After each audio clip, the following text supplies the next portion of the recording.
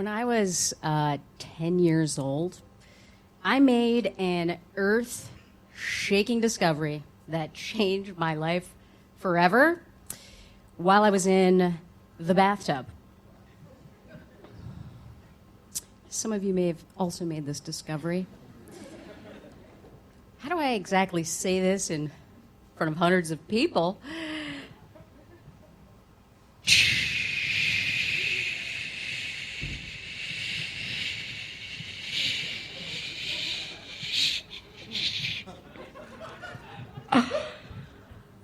Oh my God. The first time it happened, I imagined I was a shooting star. And like anyone who's experienced a shooting star, you keep looking at the sky, hoping you'll see another one. A few moments later, I gave my luck a try, and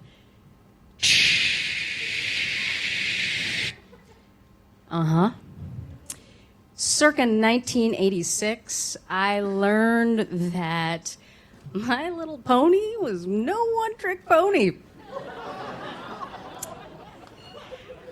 I could make this magic happen again and again and again.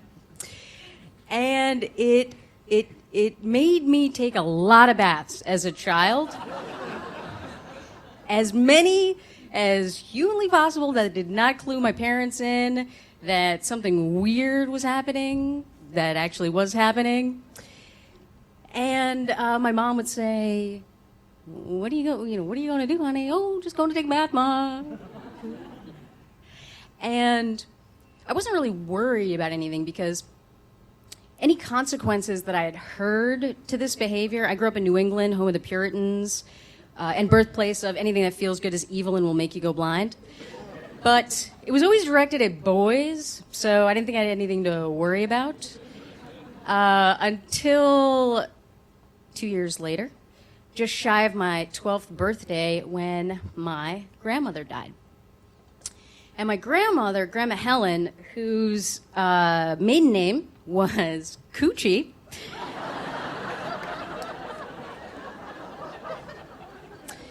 thanks to the Ellis Island clerk and her interpretation of Coochie.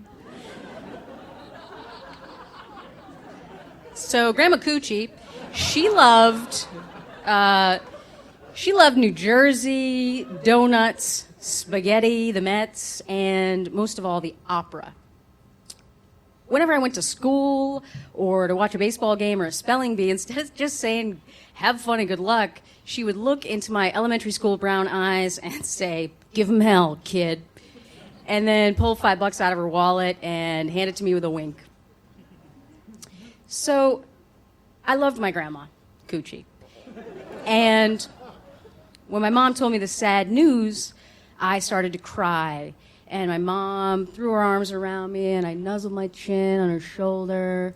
And she said, Grandma's in heaven now, honey, where she'll always be watching over you.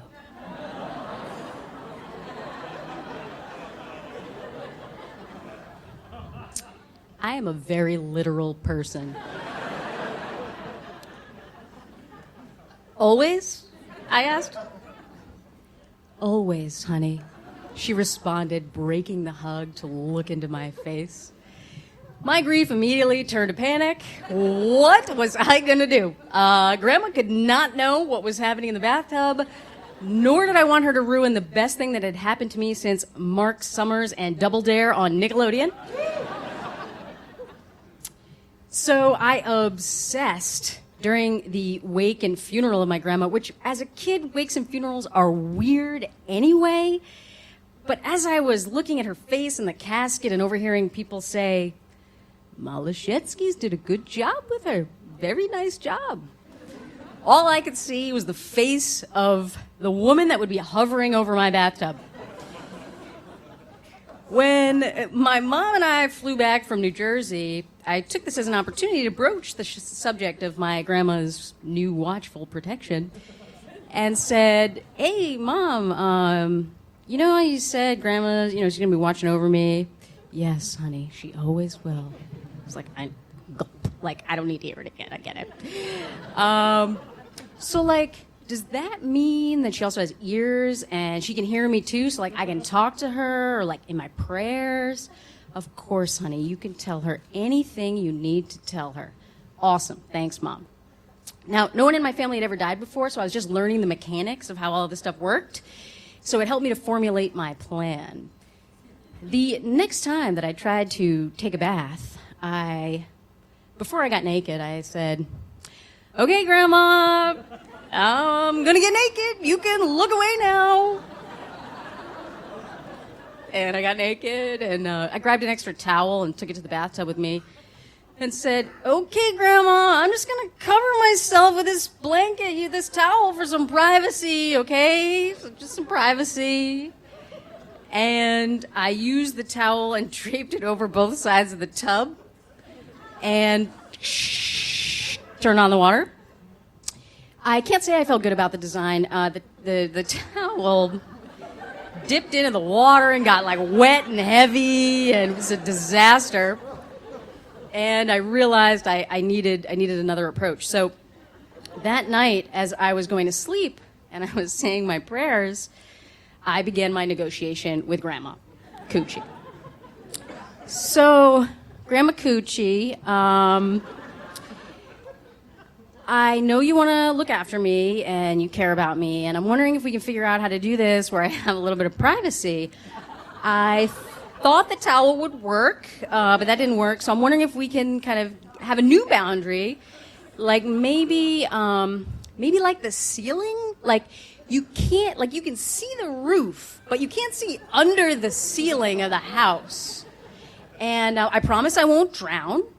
And I also just want to say you should feel free to enjoy heaven. Like I'm sure there's no diabetes, so you can have all the donuts and spaghetti that you want, and I'm gonna be okay. And like a kid with two dolls, you talk for both of them. I talked for my grandmother. I was like, "Okay, Amanda, that's a very good idea. I think we've got a deal." Perfect. I was satisfied, and I peacefully fell asleep. The next time that I attempted to take a bath, which was probably the following day, and 10 to 12 years old is perfectly normal, by the way. I recently Googled it, so don't be alarmed. So the next day, my next bath, I felt more confident, though not certain, that a deal had been struck. So this time I turned off the light, and that felt a little better, so that the baths of my adolescence from that point on became lights off baths forever. And truth be told, as an adult, I actually do believe there is a thin veil between the living and the dead, and often sense the protection and accompaniment of my ancestors and friends who have passed on. Though, fortunately, I now understand that they are probably not freaky, creepy ghosts that sit on the edge of my bed or in my bathroom, and that the beautiful mysteries of the cosmos and the operas of those mysteries are more what occupies my grandmother now. Fortunately, my sex life also now involves other people. That's great. So this realization was especially important.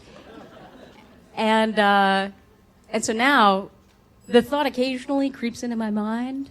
And so I just remember to say, "Give 'em hell, Grandma."